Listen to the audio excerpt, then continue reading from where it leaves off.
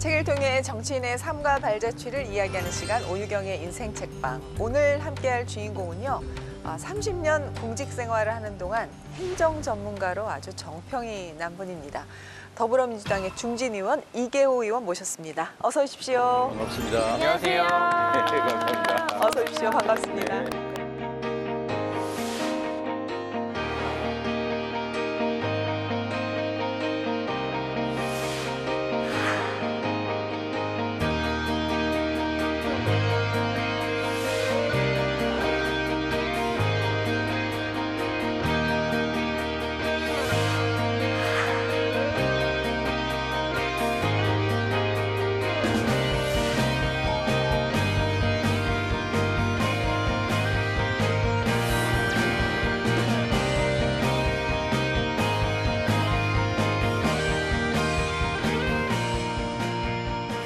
의원님 예? 정치의 모토가 가슴 따뜻한 정치시더라고요. 네네. 정치를 하는 이유이신가요? 예, 당연히 그렇죠. 네.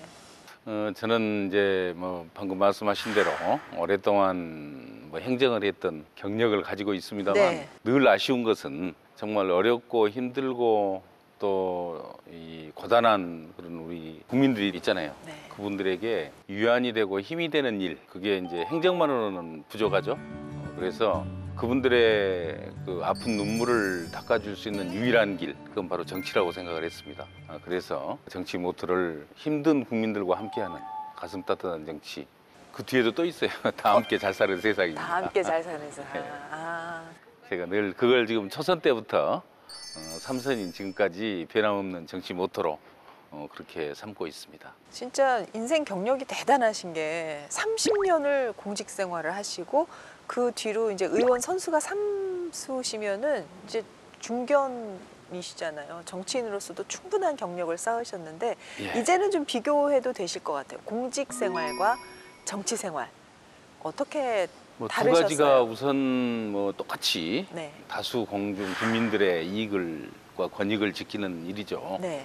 그런 점에 있어서는 두 가지가 다 목표하는 바랑 같은데 네. 행정은 법대로입니다. 본질적으로. 네, 맞습니다. 법규가 정한 대로. 거기에 조금의 재량이 있다면 그건 제가 가지고 있는 양심이죠. 그런 정도로 이제 하는 게 행정이라고 볼 수가 있고, 정치는 당연히 이제 국민들의 전체의 권익을 지켜나가는 거지만 네. 목표는 그렇습니다만 하는 방식에 있어서는 좀 다른 점이 있어요. 네. 그건 이제 정치는 대화 타협이 중요한 것 같습니다. 그때그때 상황에 따라서 네. 이해관계를 조정해 나가는 그런 어떤 작용, 네. 그게 이제 정치적 과정이다 이렇게 말할 수가 있겠죠. 제가 이제 봤던 책 중에 중국 송나라 때 이 소동파 네. 시인 유명하죠. 네. 그분의 말씀에 이런 게 있더라고요. 법과 정의가 지나치면 잔인해진다, 그런 얘기가 있습니다. 결국 행정은 필요하지만 정말 고도의 어떤 권익을 지켜나가는 행위는 정치에서 구현될 수 있는 것 아니냐, 이런 생각을 해왔고요. 그런 측면에서 보면 행정과 정치가 같은 듯 하면서도 많이 다르죠. 상당한 차이점을 가지고 있다, 이렇게 생각합니다. 그 행정가의 미덕과 정치가의 미덕이 공통 분모는 있을지언정 좀 다른 부분이 있잖아요. 그렇습니다. 근데 의원님이 변신을 너무 잘하신 거죠. 왜냐하면 30년이면은 거의 인생의 많은 부분을 공직 생활자로서 이제 익숙해지셨을 텐데 예. 딱 변신하셔서 이렇게 지역민들의 선택을 3번이나 받으셨다는 거, 그 인기 비결이 어디에 있습니까? 삼선을 하면서 늘 지역구에서 높은 지지를 받았습니다. 80 몇 프로씩 받았으니까. 80 몇 프로씩? 예, 이번에도 83% 지지를 받아서 와. 삼선 당선이 됐는데, 그런 측면에서 보면 뭔가 자꾸 물어보죠. 주변에서 비결이 뭐냐 그러는데, 그건 그 지역민들의 그러한 권익을 지키는데 나름 최선을 다하고, 일이 발생하면 적극적으로 노력하는 자세가 공감을 얻었지 않느냐, 저는 그렇게 제가 감히 생각을 해봅니다. 그리고 의원님께서 예. 아름다운 말 국회의원 선풀상을 2번이나 수상하셨다고 하는데 예, 정말이에요? 예, 2번 받았으니까 받았다 그렇죠. 아, 그렇죠. 근데 사실은 제가 이제 무적활동 한 지가 9년째 됐으니까 네. 2번은 많은 편은 아니죠. 매년 한 번씩 다 봤는데 어. 두 번이니까 뭐 제가 생각할 때는 뭐 많이 부족하다고 생각합니다만 그래도 못 받으시는 분들도 그러니까 계시잖아요. 두 번이나 받으셨. 더 많은 분들이 못 받았죠. 그럼요. 두 번 받았는데 이 청소년들이 의정 활동을 통해서 했던 발언, 네네. 발언을 쭉 평가를 해가지고 비교적 좀 따뜻한 말을 한 사람들에게 그 상을 준다 그러더라고요. 네. 근데 저는 굉장히 자랑스럽게 생각을 하고 있고요. 앞으로도 뭐 의정 활동 언제까지 할지 모르겠습니다만 좀 더 받았으면 좋겠습니다. 네, 받을 것 같습니다. 아, 감사합니다. 네. 사실 뭐 따뜻한 말을 하고 선한 말을 하는 게 우리는 당연하다고 생각하지만 정치권에서는 쉬운 일이 아니지 않습니까? 예. 막말 정치가 난무하는 이유가 다 있지 않겠어요? 근데 의원님께서는 진짜 마음부터 선하시고 그 선한 의지가 입으로 나오는 분인 것 같은 게 네. 피부를 보면 알 수 있어요. 그렇습니까? 피부가 피부가 너무 좋으셔서. 저도 그 얘기 그쵸, 그쵸. 강인하시는 피부예요. 그러니까요. 쑥스럽습니다. 지금 자체 물광. 피부는 제가 분장을 하고 나왔기 때문에 뭐 너무 믿지 마세요. 오늘 이계호 의원님이 추천하신 인생책은 이스라엘의 건국의 아버지 중에 한 분입니다. 시몬 페레스의 저서 작은 꿈을 위한 방은 없다라는 책을 오늘 인생책으로 선정을 해주셨는데요. 허위평론가 이 책 내용 간단히 좀 소개해 주시죠. 네, 시몬 페레스 바로 이 사진에 나와 있는 분인데요. 이분이 1923년생입니다. 근데 정치 경력이 70년이 넘어요. 그 정치 경력 가운데 총리 3번, 장관 10번, 대통령 1번. 우와. 저는 그게 놀랍더라고요. 장관을 안 거쳐간 부처가 없을 정도로 하신 거잖아요. 네. 가능한가요? 이스라엘에서는 그게? 이 당시에 태어나셨을 때는 이스라엘이라고 하는 나라가 없었던 거예요. 원래는 이제 폴란드 쪽에서 태어났는데 왜 유대인을 가리켜서 디아스포라라는 말을 하잖아요. 세계 각지에 흩어져서 그러니까 뿌리를 잃어버린 채 네네. 우리가 살고 있는 그런 민족을 가리키는 또 말이기도 한데 유대인들의 땅을 찾아야 한다. 우리가 나라를 세워야 한다라는 일념으로 팔레스타인에 이스라엘을 만들게 되잖아요. 그 우여곡절을 다 겪어낸 분이고요. 또 이스라엘을 지금의 아주 세계에서 주목받는 국가로 올리는데 이 정치인의 역량이 정말 컸기 때문에 이 시몬 페레스가 쓴 작은 꿈을 위한 방은 없다라는 자서전을 읽어보면 그 비결을 알 수가 있습니다. 결국은 대통령을 하신 나이도 80대 후반이셨나요? 그때 그렇습니다. 대통령까지 하시고 이 저서를 쓴 나이가 92세인가 뭐 돌아가시기 일주일 전까지 이 탈고를 하셨다고 그러시더라고요. 엄청난 인생을 사신 분인데 의원님 특히 네. 이분의 어떤 점이 공감이 되셨던 거예요? 이분 이제 책을 보시면 뭐 다 실감을 하시겠습니다만은 자기가 믿는 어떤 신념에 대한 확신을 늘 갖고 계시는 분입니다. 이분은 이스라엘이라는 아주 특수한 국가적인 여건 아닙니까? 주변에 이제 아랍과 이스라엘이 늘 대결하고 싸우는 뭐 그런 구조 속에서 평화에 대한 분명한 신념을 가지고 있습니다. 국가 운영과 정치에 있어서 최우선 가치는 늘 평화라고 생각을 하시는 거죠. 그래서 평화를 위한 부단한 노력을 일생에 걸쳐서 해왔고요. 또 두 번째는 이분이 타협과 협상의 명수입니다. 어려울 때마다 이스라엘이 국가적으로 내부적으로 뭐 국론이 분열되고 또 경우에 따라서는 강원파 간에 또는 진보와 보수 간에 아주 대결이 커지고 이럴 때 이분이 나서서 늘 본인이 갖고 있는 대화를 통해서 또 타협을 통해서 좋은 결론을 이끌어내고 그게 이제 이스라엘의 언어를 만드는 가장 큰 원동력이 됐다고 볼 수가 있습니다. 거기에 덧붙여서 이분이 타협만 하는 게 아니고 원칙에 있어서는 대단히 단호합니다. 그런 분이다 이렇게 생각을 해서 굉장히 배울 점이 많은 정치인이다 이런 생각을 책을 보면서 저는 여러 차례 읽었습니다만 늘 제가 상기를 하고 그렇습니다. 자, 혁신의 어떤 비법이랄까요? 시몬 페레스로부터 알아보도록 하겠습니다. 네, 혁신의 조건. 의원님. 예. 뭔가 이미지가 비슷하시네요. 아이고 너무 하찮이고요. 예. 감사합니다. 첫 번째 차트 뜯어보겠습니다.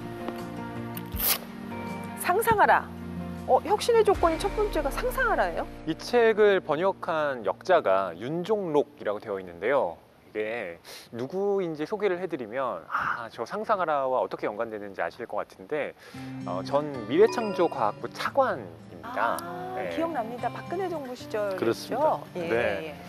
이 당시에 이스라엘과 관련된 또 뭐 창업국가 예. 책을 내기도 했고 네. 그런 인연이 깊어서 이 시몬 페레스와 만나서 대담을 나눕니다. 예. 그때 이 시몬 페레스가 이렇게 물어봤다고 해요. 혹시 기억의 반대말이 뭔지 아십니까? 기억. 라고요. 어. 그럼 기억의 반대말이니까 혹시 뭐라고 생각하십니까? 안 기억. 안 기억. 당연이잖아요. 네, 기억의 반대말은 잊어버리는 거라고 네, 네, 네. 생각하는데 아닙니다. 기억의 반대말은 상상입니다. 어. 네, 라고 이 시몬 페레스가 이야기를 한 거예요. 왜냐하면 기억이라고 하는 건 이미 가본 길을 되짚어가는 거잖아요. 그런데 상상은 아직 가지 않은 길을 미리 가보는 것이기 때문에 그것이 중요하다라고 언급을 했던 거죠. 아무도 가보지 않은 미래를 상상하라. 참 멋진 말이 아닌가 싶습니다. 그렇습니다. 네. 제가 이 책을 이제 처음 접한 것도 윤종록 그 차관님이 저에게 이제 번역을 해서 증정을 해주셨는데 2018년에 그래서 이제 처음으로 봤습니다만 책을 보면서 느낀 점은 그럼 이분이 갖고 있는 그 꿈과 상상은 도대체 뭘까? 결국은 저 중동의 평화, 세계 평화, 또 그리고 시몬 페레스의 조국인 이스라엘 부강한 나라가 되는 것, 뭐 그런 게 이제 꿈이고 상상 아니겠느냐 이렇게 제가 추론을 했습니다. 사실 이스라엘이라는 나라의 그 환경의 척박함을 생각을 하면 진짜 우리나라하고 비교해 봤을 때 어떻게 보면 좀 비슷한 여건일 수도 있다. 물론 우리가 환경이 조금 낫긴 해도 우리도 참 어떻게 보면 자원이 없는 나라잖아요. 그랬을 때 그 이스라엘이 가진 상상력을 우리도 좀 펼칠 필요가 있다라는 생각을 하게 이스라엘의 됐어요. 상상력이 얼마나 대단한지 토마토 중에 방울토마토 있잖아요. 네. 네. 방토. 네, 방토라고 말했죠. 우리 농촌이니까 우리 지역구에서도 생산을 많이 합니다만 그 방울토마토가 이스라엘에서 나왔더라고요. 그리고 이제 식물에 물을 주면서 우리가 보통 관수한다고 그러죠. 네. 물을 이렇게 흘려 보내잖아요. 그렇게 하지 않고 뚝뚝 떨어뜨리는 물방울 관수가 이제 점적 관수라고 그러는데 그게 저 이스라엘에서 발명이 됐습니다. 요즘은 이제 나노 산업이 아주 뭐 세계적인 강국으로 이렇게 부상이 돼 있죠. 그런 것처럼 그러한 것들을 상상해서 이제 그러한 것들이 이런 발생을 하고 네네. 그 상상을 뒷받침하는 게 이제 정부 기능이고 또 국회의 기능이었다 뭐 이렇게 네. 볼 수가 있는 거죠. 네, 어떻게 보면 우리나라도 새로운 것을 자꾸 상상하고 그 상상하는 곳으로 꿈을 이루기 위해서 이끌 수 있는 거는 또 이런 리더들의 역할이 아닌가라는 그렇습니다. 생각을 합니다. 의원님께서 혁신 4.0 연구 포럼 공동 대표세요. 예. 이 혁신 4.0 연구 포럼 어떤 단체입니까? 요즘 이제 코로나 이후에 뉴노멀이라 그러지 않습니까? 뭐 이 산업이나 또 그밖에 생활에 있어서 모든 패러다임 자체가 이제 뭐 저자원, 저소비, 또 축소지향 뭐 이렇게 이제 나아가고 있는데 그런 점에서 그러한 사회적 패러다임의 변화를 정치적으로 어떻게 뒷받침하느냐 이건 굉장히 중요한 국가적인 과제라고 볼 수가 있는 거죠. 뭐 저는 미처 이제 거기까지 생각을 사실은 못했었는데 제 공직 선배인 이종배 의원님이 저한테 이제 이런 연구 모임을 한번 같이 해보자 해서 뭐 저도 같이 참여하게 됐고요. 가서 보니까 뭐 저는 저보다 더 다 잘하시더라고요. 다른 의원님들이 네. 많이 배우고 있습니다. 참 계속 생각 드는 건데 참 겸손하시고 예. 그 상대 의원에 대한 존중이 지금 말씀에도 계속 배어 나오는 걸로 봐서. 아유 감사합니다. 예. 의원님께서 또 행정생활 오래 하셨다고 했는데 예. 이 대학 재학 중에 행정고시를 합격하셨더라고요. 와. 네. 천재, 만 천재. 21세 와. 나이. 만 21세예요? 네. 진짜요? 뭐 짧은 기간 공부 열심히 했고요. 예. 또 뭐 일정한 정도 운도 좀 따라줬지 않느냐. 저는 뭐 지금 와서는 그렇게 생각합니다. 그때는 뭐 합격할 당시에는 제가 공부를 잘해서 합격했다고 생각했는데 지금 와서 이제 좀 나이도 먹고 또 우리 아들을 비롯해 가지고 젊은이들 고생하는 걸 보니까 그 당시에는 제가 청년 시절에 참 행운아였구나 하는 생각을 많이 하고 있습니다.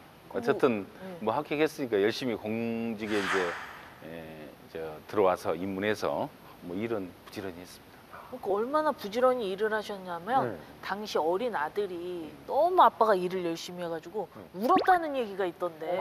아빠가 일을 열심히 제가 했어요. 너무- 어디 뭐 너무 자료에 열심히 이제 한번 그걸 쓴 적이 있었는데 보통 아침 일찍 나가서 밤 12시 넘어 들어오잖아요. 그러니까 이제 꼬마가 집에서 뭐 아들이 자고 있으면 볼 수가 없잖아요, 얼굴을. 근데 어쩌다 일요일 같을 때 이제 가끔 얼굴을 보는데 예. 뭐 낯선 얼굴이니까 잘 오지도 않고. 누구세요? 아빠가 아니라 아저씨인 줄 알고. 그래가지고 제가 도리어 굉장히 다가가는 그런 정말 그 게 정도로. 있었는데 제 생각할 때 이제 제가 가끔 그런 얘기 하는데 어디 가면 20대, 30대 시절은 일하는 것 외에는 아무런 기억이 없다 이런 얘기를 많이 합니다. 뭐 요즘도 뭐 젊은이들이 일 열심히 하지만 저도 20, 30대는 정말 일 외에는 아무리 생각해도 기억이 아무것도 나는 게 없습니다. 지금도 그렇습니다. 그 의원님이 지금 그 공직 생활 오래 하시는 동안 그 후배 간부들이 많았을 거 아닙니까? 후배 사원들한테 존경받는 간부로 여러 차례 상을 받으셨다. 예.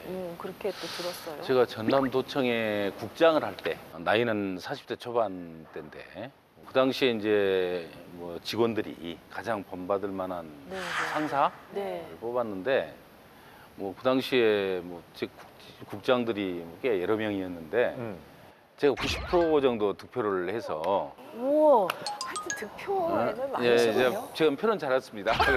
대단하신데요, 정말. 그래서 뭐 거의 2등, 3등이 의미가 없었다고 그러더라고요.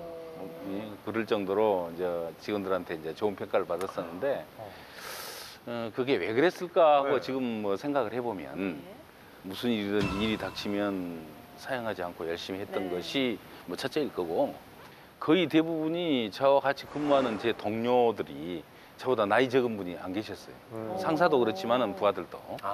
그렇겠네요. 그래서 나이가 저보다 많은 부하들에 대한 어떤 배려라 할까?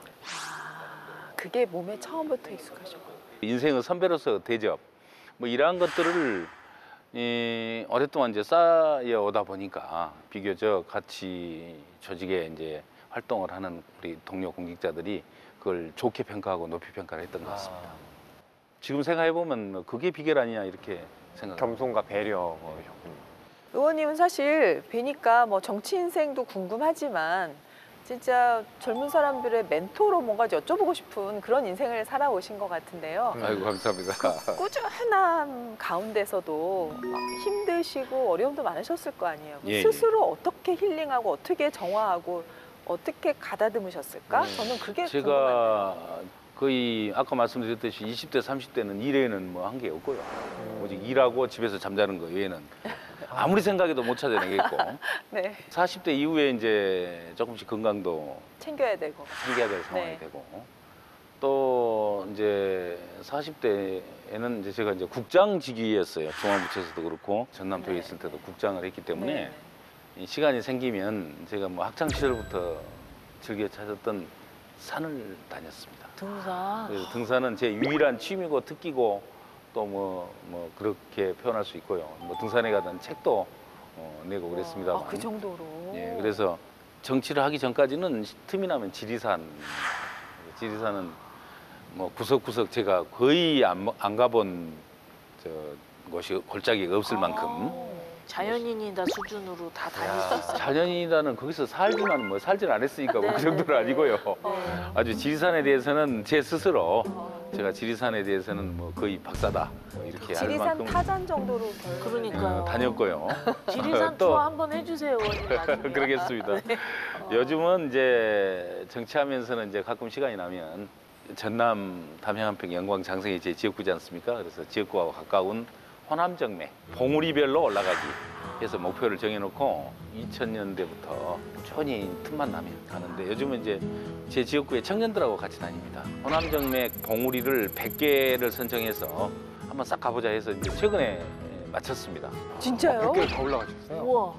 예, 한 15년에 걸쳐서 뭐 자주 못 가니까 뭐 한 달에 한 번 정도 이렇게 가가지고 15년에 걸쳐서 이제 최근에 100봉 다 마무리를 지었고요. 와. 그걸 좀 내용을 잘 모아서 책을 한 권 써볼까 하고 지금 자료 준비를 좀 하고 있습니다. 틈틈이.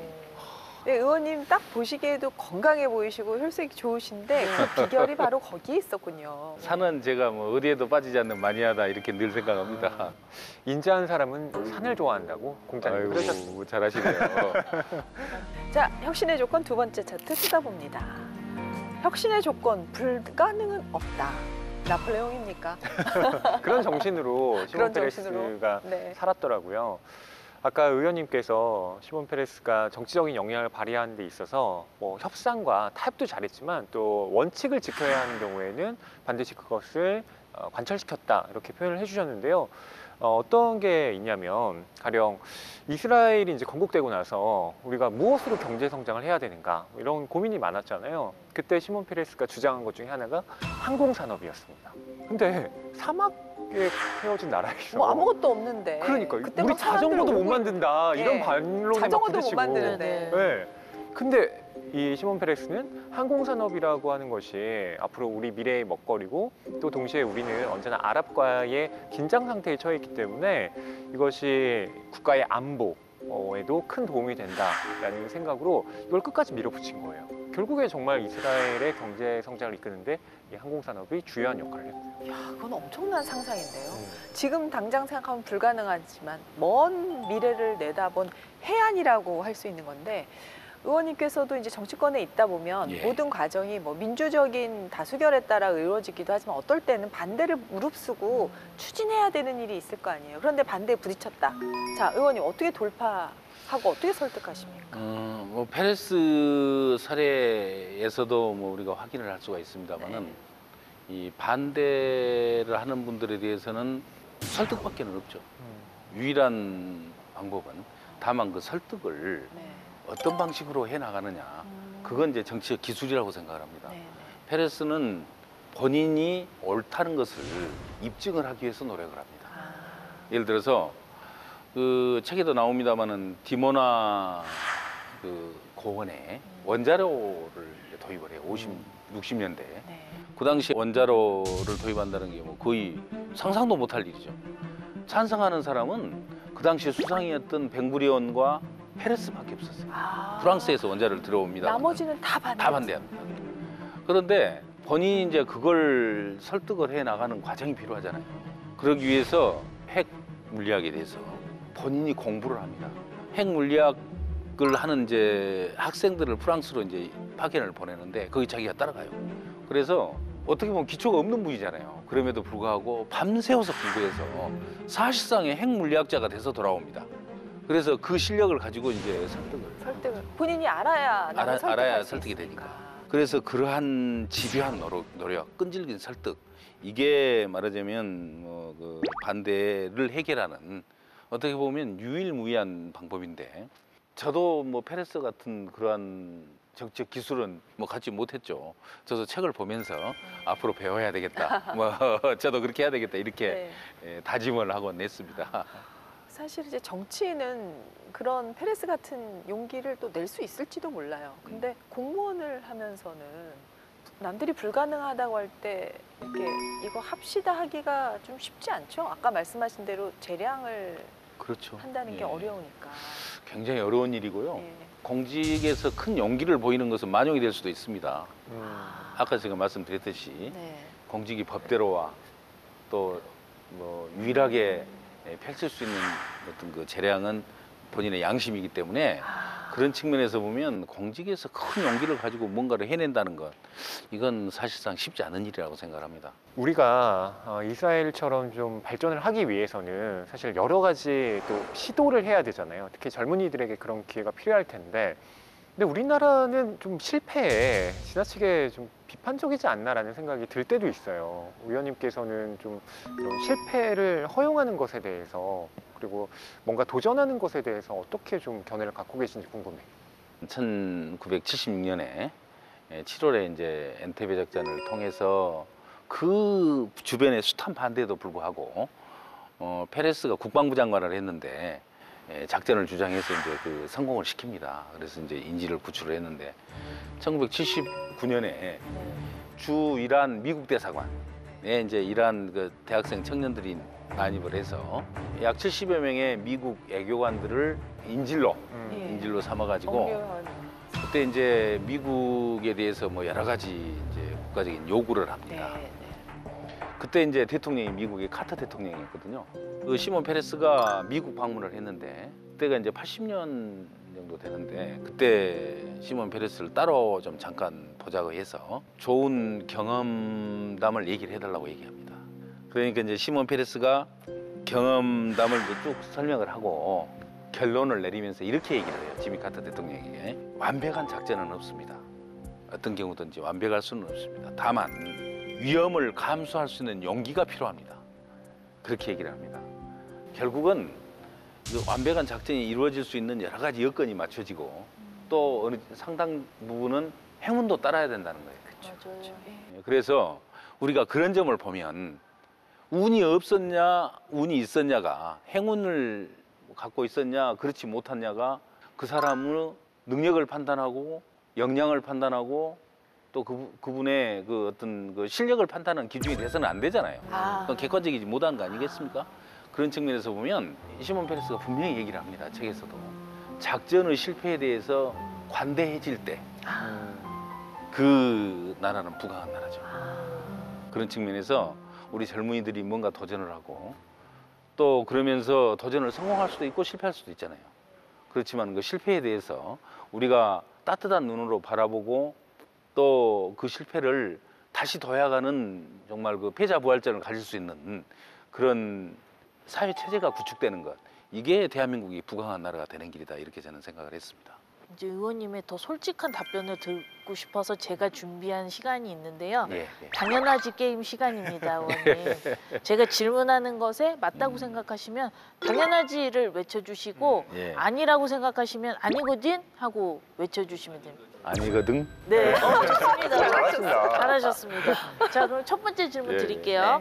지역민들이 점수를 준다면 80점은 넘을 자신이 있다? 하나, 둘, 셋. 아니거든. 왜요, 의원님? 아니 당연하진 뭐 투표는 하셔야죠. 많이 했습니다만 네. 정치도 보면 그래요. 제가 초선, 재선 때는 다 좋아하시더라고요. 어디 가든지. 네, 네, 네. 근데 삼선지음 하니까 네. 좋아하는 분들도 많이 계시지만 가끔 또 오래 한다 이런 사람도 계세요. 그래서 정말요? 그분들이 뭐 많은 비율은 아니었으면 좋겠습니다만 네. 뭐 일부라도 있기 때문에 제가 의원님은 감히 아까부터 지켜봤지만 진짜 솔직하시지 않아요? 감사합니다. 너무 이렇게 자루 잰 듯이 너무 솔직하신 것 같아서 고맙습니다. 예, 이 정도면 당연하지를 외쳐주셔도 됐는데. 두 번째 질문 드리겠습니다. 정말 하고 싶은 일이 있는데 주변에 반대로 못했던 일이 있다? 하나, 둘, 셋. 당연하지. 아, 정말요? 어떤 일이신지. 지금도 제가 가끔 뭐 주변에 얘기를 하는데 살아오면서 가장 후회되는 일이 뭐냐라고 물어보면 네. 예, 1초도 지체 없이 대답하는 게 있습니다. 어떤 거예요? 대학 시절에 기타를 좀 배우고 싶었어요. 아, 기타 기타. 연주를. 그래서 조금 배우다가 네.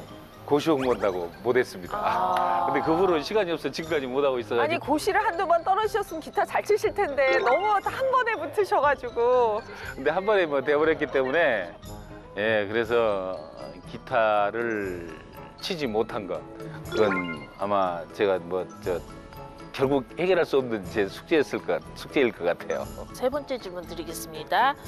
국회의원으로서 활동하면서 몇 번 눈물을 보이신 적이 있다고 들었는데요. 눈물이 많으나 약해 보일까 봐 싫을 때가 있다? 하나, 둘, 셋. 당연하지. 아, 의원님도 눈물이 많으신 편이세요? 눈물은 뭐 제가 원래 많은 편이고요.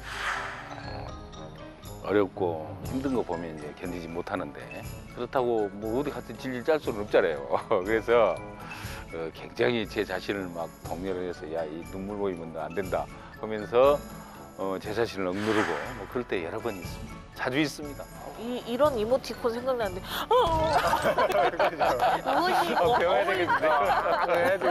그래도 눈물은 나요. 그러니까요. 다음 질문 드리겠습니다. 꼭 버리고 싶은 나쁜 습관이 있다? 하나, 둘, 둘, 셋. 셋. 당연하지. 아, 의원님은 나쁜 습관 없으실 것 그게 같은데. 어떤- 있습니다. 제가 어려서부터요. 학교 다닐 때부터 참 지각을 잘합니다. 진짜요? 왜 그러냐면 절대 안 하실 것 같아요. 제가 어디 가면 좀 마음이 단호하지 못해가지고 아. 얼른 일어나지 못 못해요. 아. 아. 그래서 어렸을 때 뭐 학교 다닐 때도 아침 미적미적 하다가 뭐 이것저것 선점하다가 그 큰일 났네 시간 됐네 하면서 뛰어가거든요. 정치하면서도 똑같습니다. 그래서 한 5분만 서두르면 되는데 그냥 뭐 할 거 다 하고 미적미적 하다가 맨날 지각하고 그래가지고 오늘 떨어졌네 소리도 많이 듣고 오늘은 여기 안 늦으셨어요. 네. 오늘은 기차 타고 왔습니다. 아. 시간이 있었기 때문에 자연스럽게 온 거죠. 네, 잘하셨습니다. 지금까지 우리 의원님의 솔직한 답변 네, 감사드립니다. 고맙습니다. 네. 자, 혁신의 조건 마지막 차트 뜯어봅니다. 과거의 관습을 버려야 미래가 보인다. 그렇죠. 일단은 관습을 버리는 게 중요하군요. 여기에 예를 들고 있는 것이 아까 의원님께서도 언급한 그 우간다의 엔테베 작전 이야기를 합니다. 1976년에 이 에어프랑스기가 납치가 돼서 이렇게 불시착을 하게 되는데요. 그때 이스라엘 사람들이 많이 타고 있었거든요. 이들을 구출을 해야 되는데 이 당시에 이거 너무 위험하다. 그러니까 우리 협상을 하자. 이렇게 의견을 낸 쪽이 있었고 아니다. 이거 강경하게 진압해서 인질들을 구출해야 된다. 이런 의견도 있었습니다. 당시에 시몬 페레스가 한 번 이런 선례를 남기면 앞으로 계속 이러한 인질극이 것들이 벌어질 그렇죠. 거다. 계속 일어날 네. 가능성도 있고 예. 우리가 단호한 조치를 취해야 한다라고 해서 결국 결행합니다. 그러니까 과거의 관습을 버린다라고 하는 것은 테러가 일어났을 때 거기에 굴복한다라는 인상을 주면 안 되기 때문에 네. 새로운 도전을 발휘한 거죠. 근데 정말 대단한 결정인 게 승객 254명의 목숨이기 때문에 타협하자는 의견이 아마 많았을 것 같아요. 근데 그 다음에 또 이런 일이 계속 반복되면 어떡하겠습니까? 이때는 누군가가 결단을 내려야 되는데 이 페레즈 대통령이 그런 결단력이 있었던 건데요. 와, 근데 이 엔테베 작전이 성공할 수 있었던 거가 그 전에 판타지 협회라는 협회를 구성한 게 주요했다 하는데 그걸 좀 설명을 해주시죠. 국방부 내에 가장 똑똑한 인재들을 싹 모읍니다. 각 분야별로. 그래서 이 상황 설명을 하고 각자 작전에 도움되는 얘기를 좀 해라. 네. 그래서 여러 번 회의를 하면서 이제 그 의견들을 취합을 하니까 작전 모양이 나오는 거죠.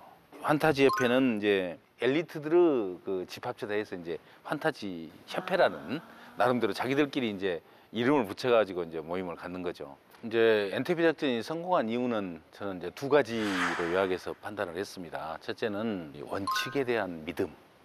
이제 페레스가 이런 말씀을 하십니다. 우리가 게릴라들과 협상을 하면 세계의 모든 사람들이 우리를 이해를 하지만 우리를 존경하지 않습니다.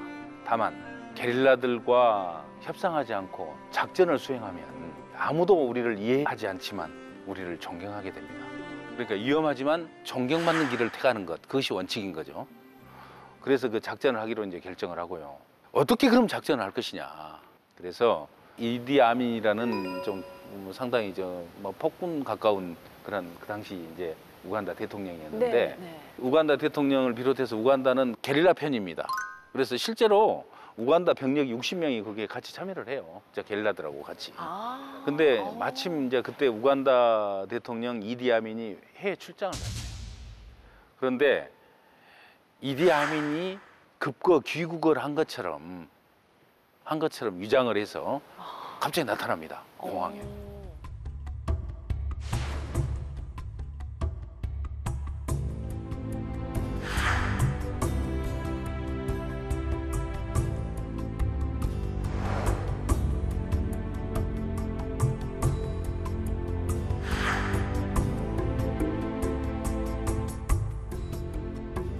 그런 작전까지 수행을 하는데 철저한 준비를 하는 거죠. 그러니까 신념에 대한 믿음, 어마어마한 훈련과 준비, 이게 이제 성공 관건이었던 거죠.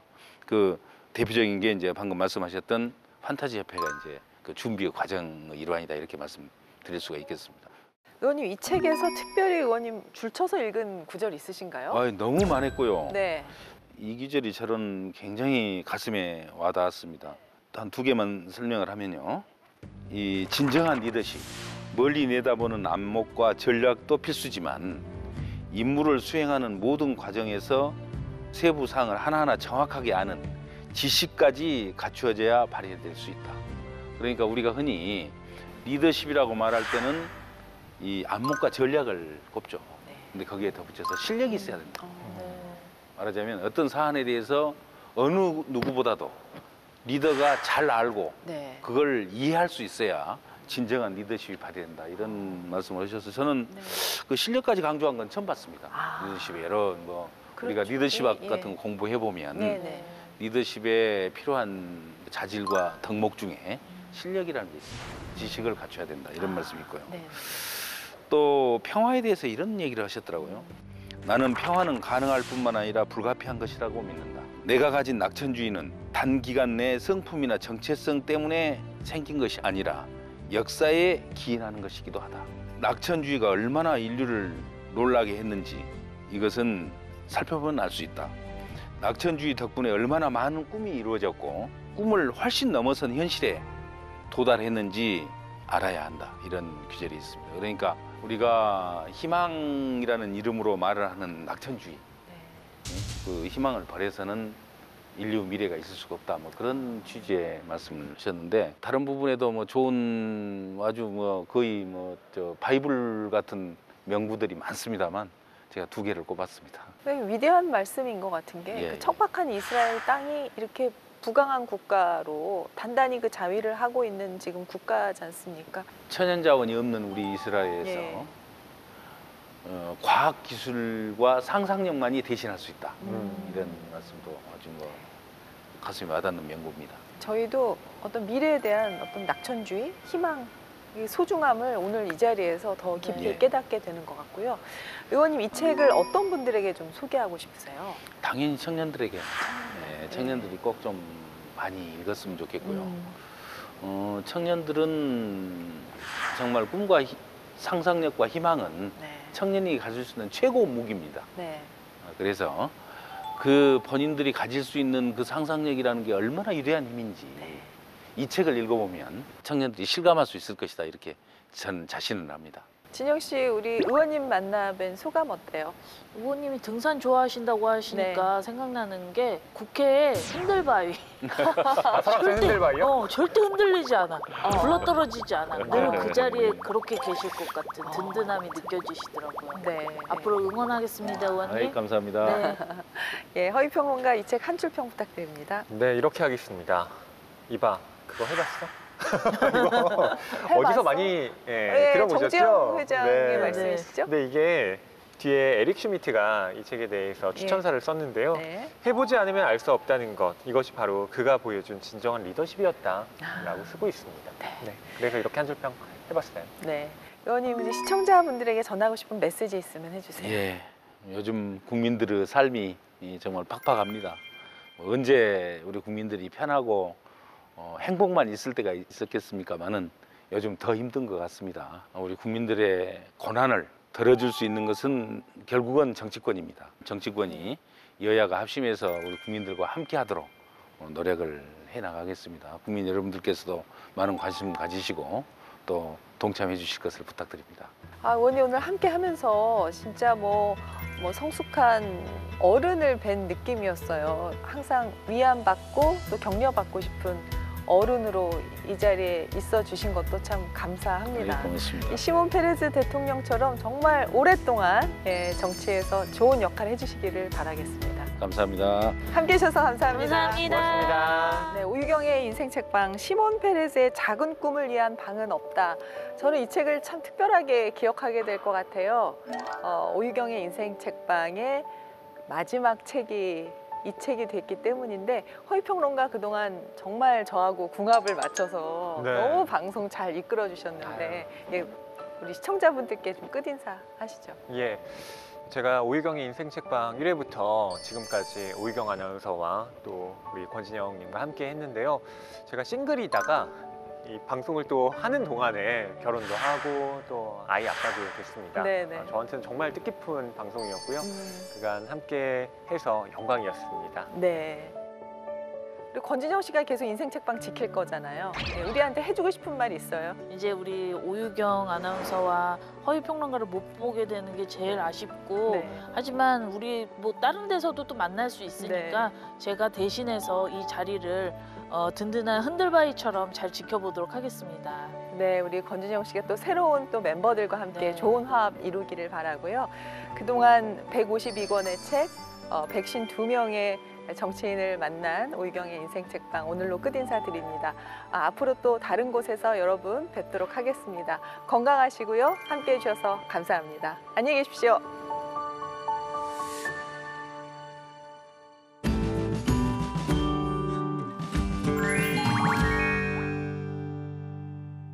안녕하세요. 국회도서관과 함께 다양한 책을 소개해드리는 오늘 뭐 읽지의 홍재경입니다. 오늘은 각계 전문가의 도서 리뷰를 만나보는 코너 금주의 서평과 최근 화제가 되는 책도 놓치지 않고 준비했는데요. 먼저 인문 분야 도서부터 만나러 가보실까요?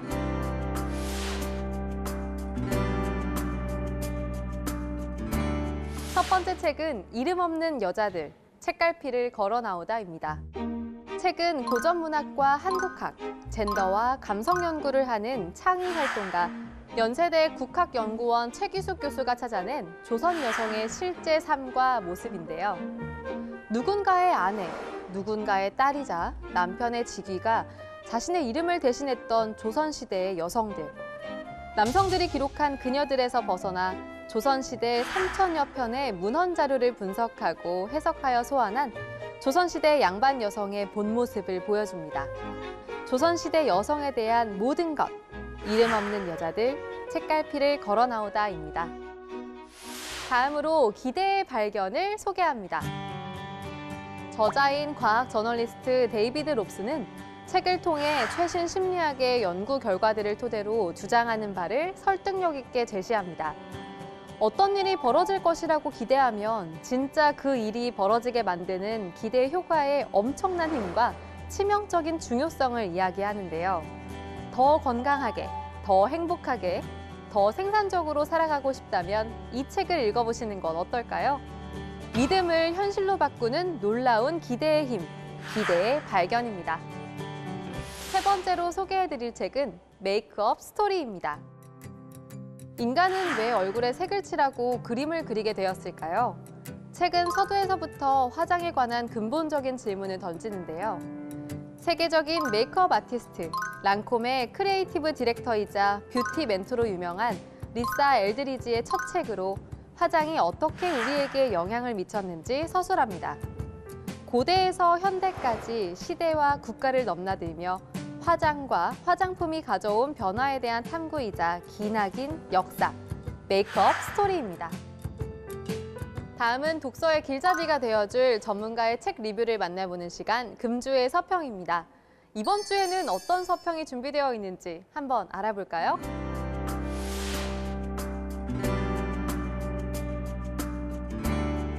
첫 번째 서평책은 일본이 선진국에서 탈락하는 날입니다. 책은 마약 같은 엔저 효과에 의존한 탓에 가난해진 일본을 파헤치고 냉철하게 분석합니다. 서평자 이창민 한국외국어대학교 융합일본지역학부 교수는 저자는 50년 전 일본인으로 돌아가야 한다고 충고한다. 일본을 향한 노학자의 안타까운 절규가 강 건너 불구경하듯 남의 일처럼 느껴지지 않는다라고 서평합니다. 일본 경제의 20년 후를 전망하기 위한 책, 일본이 선진국에서 탈락하는 날입니다. 두 번째 서평책은 돌봄이 돌보는 세계입니다. 코로나19 창궐 이후 돌봄 노동이 사회적으로 가시화되기 시작했는데요. 재난은 돌봄이 얼마나 절박하고 필수 노동인지 깨닫게 만들어주었습니다. 서평자 문재우 한세대학교 간호복지학부 교수는 돌봄 대상자나 돌봄을 제공하는 사람은 현실적으로 사회적 취약계층이다. 사회적인 취약계층이 사회적인 취약계층을 돌보고 있다. 따라서 돌봄을 돌보는 사회가 될 때 공동체적 삶이 진정으로 영위될 수 있을 것이다 라며 서평을 마무리합니다. 돌봄 노동자 110만 명의 시대, 돌봄에 대한 현장의 목소리, 돌봄이 돌보는 세계입니다. 오늘도 국회도서관 추천도서로 즐거운 독서 시간 가져보시기 바랍니다. 자세한 책 내용은 국회도서관 홈페이지에서, 다시 보기는 국회 방송 홈페이지에서 보실 수 있습니다. 오늘 뭐 읽지는 새로운 모습으로 다시 찾아뵐게요.